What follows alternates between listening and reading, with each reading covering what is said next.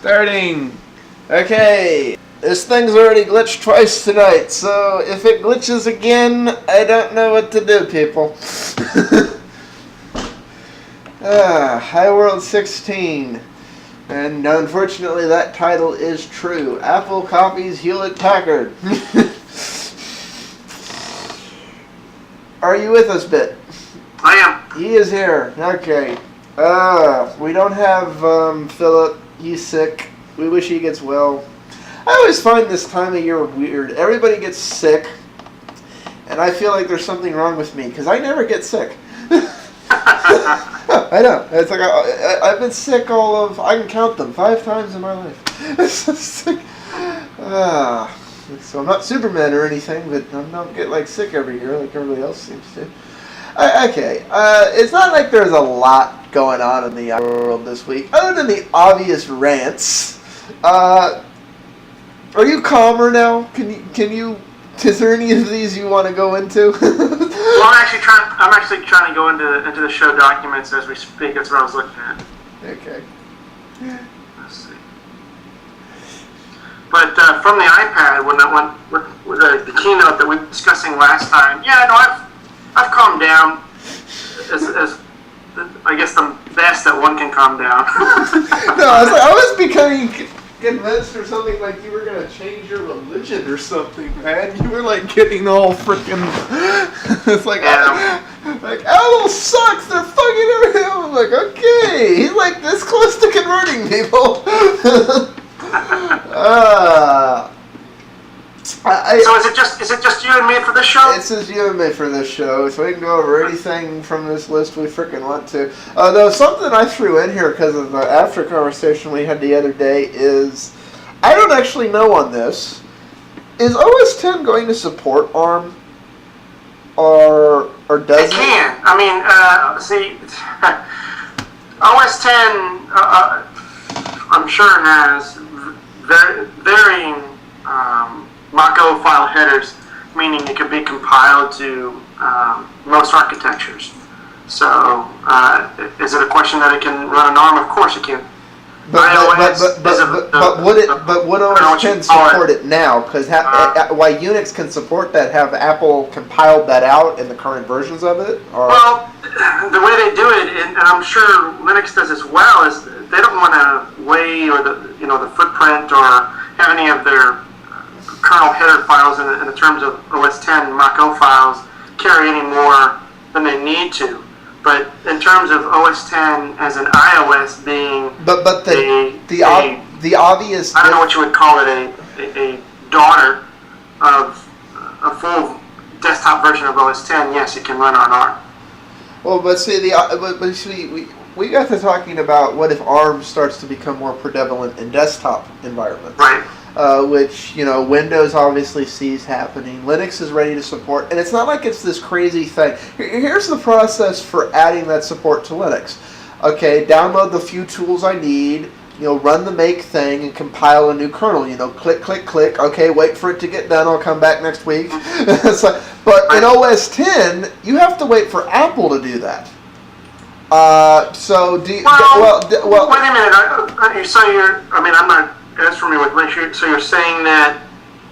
Well, I could pick any Linux distro, like say Ubuntu, and it's gonna give me in one install file. It's not gonna tell me, if you want to run on x86, click here if you want to run on PPC. And they include most of the good chipsets by default. I don't know how many of them for desktop are including ARM right now. I'm sure not many, even though they could. Just depends, like you say, how much you want to bog it down. But right. It's one of those. Also, with desktop OS X, you're limited by whatever hardware Apple has decided to use. Do you think Apple would go back to? My thing is, if this do you think Apple is going to wait for this to become an industry predominant thing before they adopt ARM, or do you think they might try and lead the way some and go, well, we're looking to get rid of Intel, so. That's interesting. Windows pretty much, I think, has taken the lead by saying, hey, Windows 8 is going to be ready to go to run on ARM chip designs or specifications. Why I think they're leading the way, and this isn't me trying to give Apple or anybody else credit, this isn't me stating a thing. I think that has more to do with the fact that Microsoft's official strategy for entering into the tablet market is to use their desktop OS without really any additional tweaks. So since they're not really making two OSs, they have to, and now by proxy it means the desktop will support ARM, which creates some really interesting possibilities. But see, I don't like that strategy of just putting a full-blown Windows, because I didn't really like that in the real tablet days. You know, when it was a full-blown WinXP with a few layers on top to help for the stylus input. It could also mean the exact same thing that it means with OS 10 and iOS. I mean, iOS is OS 10, and the Windows 8 on the tablet can be the same thing. It's a daughter functions of the desktop version of Windows 8. I could see it, and I guess it could be also the next evolution of Phone 7 also, but it's something. Anyways, we're talking about PC. I think they're doing exactly that. You just brought up that would probably that sounds a lot like what Apple's doing. It's starting to bring in the iOS rich type designs into the desktop, and kind of merging the two. And that's Windows 7 being merged into the desktop Windows 8, whatever features they decide to bring over. It's kind of like if we're honest, that's not just a Apple or Microsoft thing. That's kind of a global UI trend. I get more and more people asking me to design their website navigation, using all JavaScript, where it's, fixed menus on the top or the bottom or the side, or, basically they're locked in place and the page scrolls around the menus. Basically, it looks really pretty if you press F11 and full size the browser. It looks like a full screen application. That's just kind of becoming a predominant UI. I have mixed feelings about it. That works for something like a web page. I'm not sure I want that for my desktop computing, though. Yeah, I heard people discussing that kind of thing of having, I guess, single app taking over the screen versus Windows. Its design is that, hey, you do have Windows, and the taskbar always kind of kept it from being tunnel vision, I guess you could say. Right. I don't know how people in general like to use Windows, whether they like to have it that each window you can physically see floating. Well, here's the thing. Entire screen it would honestly depend how it wound up working. And the reason is, if you ever messing with a full screen app, like the web pages I told you about, you press F11, they look pretty. They take over the whole screen. You can't see your taskbar stuff anymore. I can only stand doing that in Linux. And the reason I can stand doing it in Linux is because I'll have each web application in its own window, and for that I am actually using Chromium. It's one of the few things I will use the Chrome browser over Firefox, because it does that job better. But when I put on Linux, when I put my cursor in the upper right hand corner to tile all my active windows, I still can navigate between different windows and stuff very easily.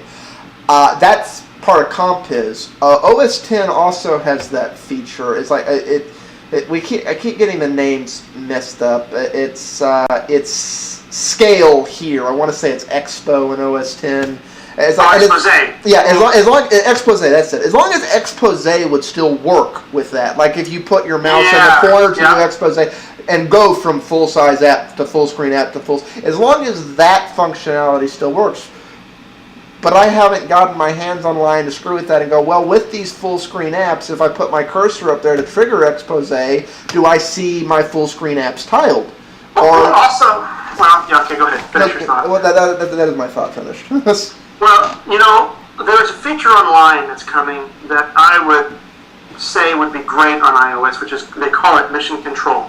Now, while it looks like Expose, really what it's doing is it takes everything that's running on the system and when you engage it, it breaks it out like expose, but it's everything running like a task manager. And I think that would be awesome on iOS. When I heard about mission control, I'm like, this is the first step to replacing the Finder. Is honestly how I look at that. Because I see that, honestly, in time, replacing Finder. Well, I don't know if it replaces Finder. See, Finder is an obscure... Finder, to me, has always been kind of an obscure little... the principal runtime from which everything really runs, and I would say mission control replaces... I should replace that. Finder is... Your force quit menus and system... system... Finder is like a weird homogenation. Mission control is a weird homogenation of Finder, some of the effects like we're talking about, because you say it does it, but in a slightly different way, but it does do it. And like the other scripts and menus you're talking about. It's like this weird only one location for them. My concern with that is, as mission control was introduced, we'll find out when it actually comes out and so forth. But as it was introduced, I'm getting the feeling that at some point that mission control largely only works with marketplace apps. Or is that not the case? No, mission control is supposed to run. I mean, it's supposed to take care of every task running. Is my understanding. It's supposed to show you, of course, unless it's I'm sure hidden processes that you're not really.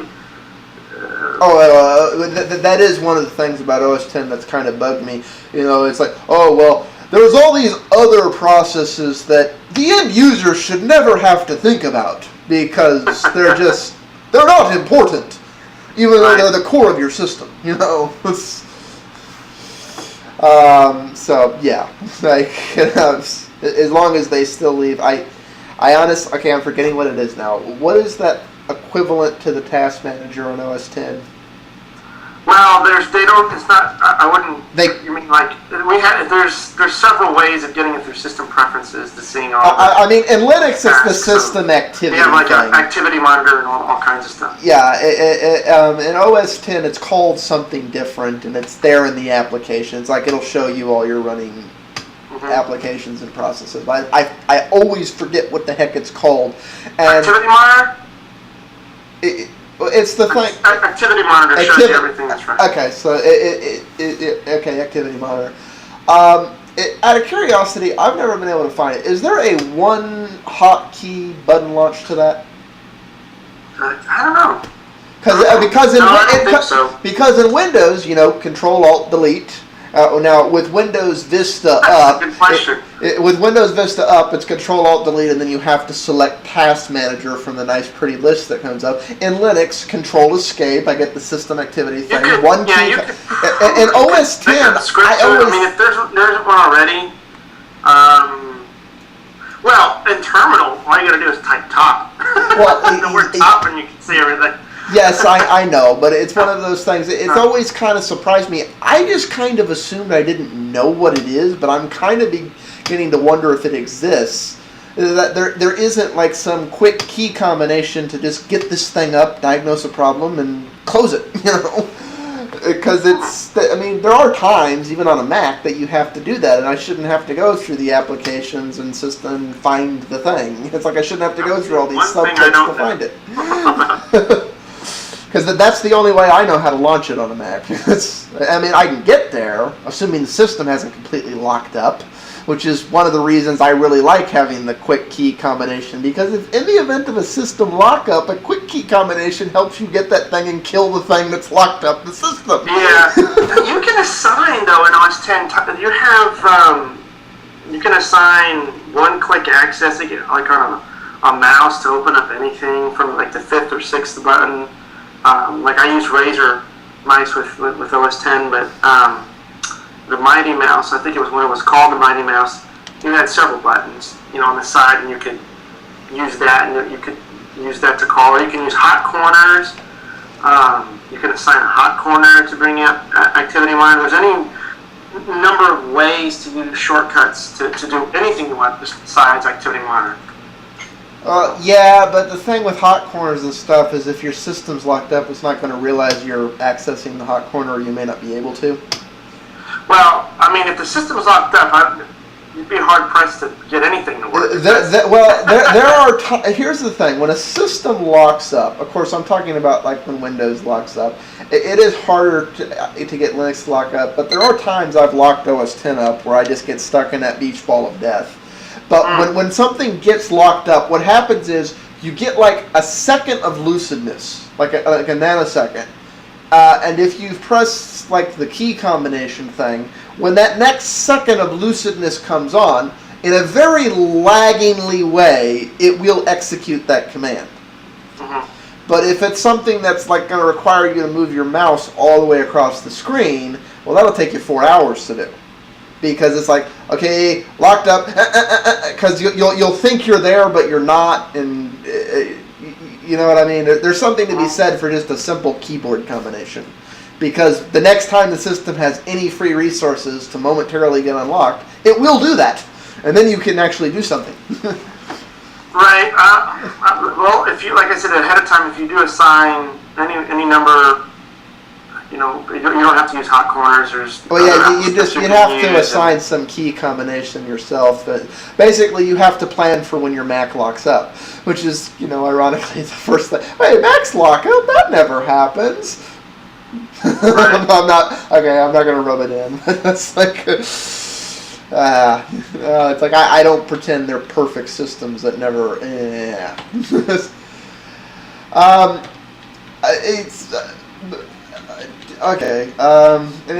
It will be interesting to see if that happens. I was looking at that benchmark thing you were saying with the iPad 2, and you're right. It's that's actually a major disappointment, because one of the real reasons to go dual core in an iPad would be to add the needed extra processing power, so things like HTML5 applications would run smooth on an iPad, because that is something an iPad can't do right now. Right. Hey, going back to your shortcut keys, if your computer, if OS 10 is locked up, you wouldn't really want to go to Activity Monitor, because Activity Monitor, while it shows you all the processes and stuff, the alternative to that is the force quit menu. Okay. And the force quit menu, I believe, is that's what I'm talking it's like about. Option Command Escape. I think am I right? Maybe a Mac person can. I can try it right now. Try it I think it's Option Command Escape. Because that is the menu. Applications, kind of like your Control Delete, and then you can just kill whatever. Okay, it's Option Menu Escape or Apple Key. Yeah, I think it's No, I'm just doing it right here. Option Command Escape. It brings up the force quit applications. So. Okay. That's one way of doing it. Okay, so that it does exist. I just didn't know what it is. No, because that is what I'm talking about. When I hit Control Escape, it's like I have everything here, and I can click any process and click kill this sucker. It's overloading the system. I actually blur many features using Windows OS 10. I'll be at work, and I use hot corners a lot on OS 10, and then I'll take the mouse in Windows and start hitting the corners and go, what the hell's going on? This is the honest problem with the fact that Vista and Windows 7 kind of look KDE-ish, because my first instinct whenever I get like too many windows open on a Windows box now is to stick my cursor in the corner and try and trigger scale expose on a Mac. I'm like, oh wait, I'm on a Windows machine. Crap! Oh dear. Give me a minute. I have to remember how to do this.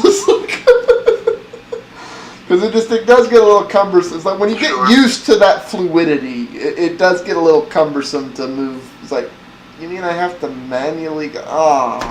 It's this instant and it's just like, okay, it never did it, but